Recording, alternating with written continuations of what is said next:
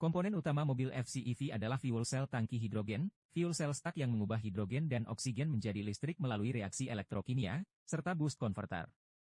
Boost converter adalah konverter daya DC ke DC yang berfungsi untuk meningkatkan tegangan listrik yang dihasilkan oleh fuel cell stack sebelum dialirkan ke motor listrik.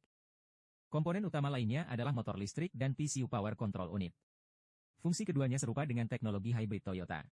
Pada Mirai generasi pertama, fuel cell stack hanya menghasilkan tegangan sekitar 250-300 volt, sementara motor listrik membutuhkan tegangan sekitar 650 volt agar dapat bekerja dengan optimal. Boost converter ini meningkatkan tegangan agar motor beroperasi lebih efisien.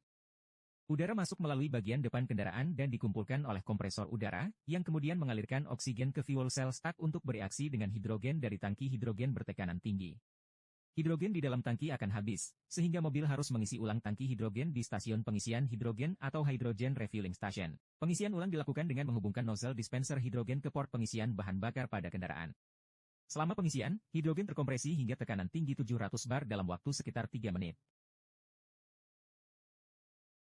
Low load driving berarti mengemudi dengan beban rendah, yaitu kondisi ketika kendaraan beroperasi dengan beban mesin atau motor yang minimal seperti saat berjalan dengan kecepatan rendah, akselerasi ringan, atau meluncur tanpa banyak permintaan daya dari motor listrik. Pada beban rendah, konsumsi hidrogen lebih hemat karena fuel cell stack bekerja dengan efisiensi lebih tinggi juga karena energi listrik bisa disuplai sebagian dari baterai.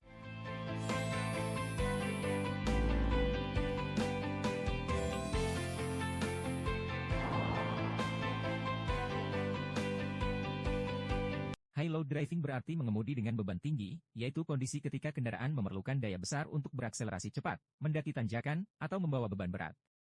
Saat beban tinggi, fuel cell stack bekerja lebih keras sehingga konsumsi hidrogen meningkat, karena fuel cell harus menghasilkan daya lebih besar untuk memenuhi kebutuhan energi kendaraan.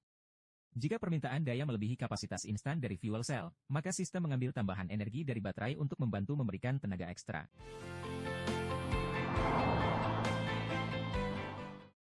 Energi recovery atau pemulihan energi adalah proses menangkap dan menggunakan kembali energi yang biasanya terbuang selama pengoperasian kendaraan, yang umumnya terjadi melalui regenerative braking. Saat pengemudi mengurangi kecepatan atau menginjak rem, motor listrik berfungsi sebagai generator, mengubah energi kinetik kendaraan menjadi energi listrik. Energi ini kemudian disimpan dalam baterai atau superkapasitor untuk digunakan kembali saat kendaraan membutuhkan daya tambahan, seperti saat akselerasi. Di dalam fuel cell stack, oksigen dari udara bereaksi dengan hidrogen yang mengalir dari tangki melewati katup pengatur tekanan, terdistribusi ke pelat aliran bahan bakar atau flow plates.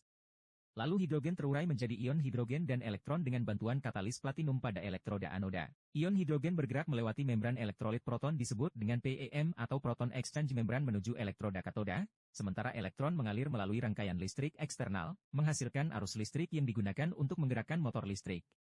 Setelah itu, ion hidrogen bertemu dengan oksigen di katoda dan bereaksi membentuk uap air H2O sebagai satu-satunya emisi dari sistem ini.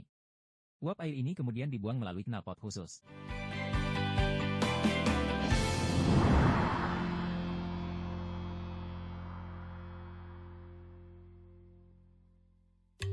Toyota. Always a better way.